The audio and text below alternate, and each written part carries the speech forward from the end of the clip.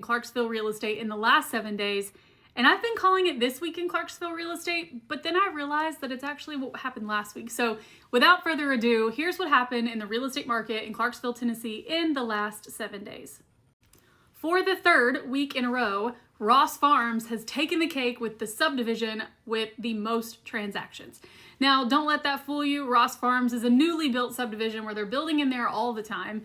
It is off of Exit 8, off Powell Road, across from the QT, that little road that goes straight down that little, next to that little church. That is where this neighborhood's being built, way back in the back. And there are tons of homes going up back there. So it's no wonder, but still something to know. Last week in Clarksville real estate, Ross Farms sold the most real estate. Another thing to note is that for the previous 2 weeks, the zip code 37043 was carrying the torch as the zip code with the most expired listings in the week before. And this week it decided it was done being beat, and it actually this week had the fewest expired listings.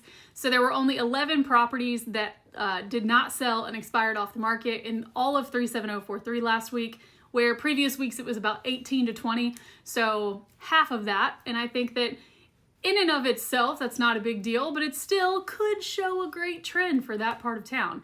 Now let's talk about the zip code that had the most homes that failed to sell on the market last week, and that was 37040 and 37042. 37042 actually won, which is not a contest you want to win, you guys, but you guys won with 25 properties last week alone that are now not available on the market because they expired. Also, last week in Clarksville, we had a pretty large spread for the home prices that sold. There was a home that sold for $780,000 and a home that sold for $93,000. So that's proof that no matter what budget you have in Clarksville, there's something here for you. And last week, that's a pretty large spread.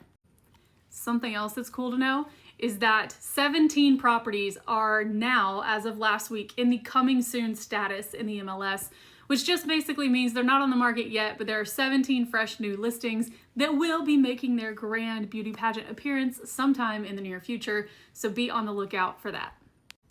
Now let's talk about the biggest overbid that we had last week in Clarksville. I'm not going to give you the address because you just don't do that kind of thing, but there was a home last week in Clarksville that went for almost 104% of their asking price, which just means that that seller got 4% more than they were asking to get their home sold.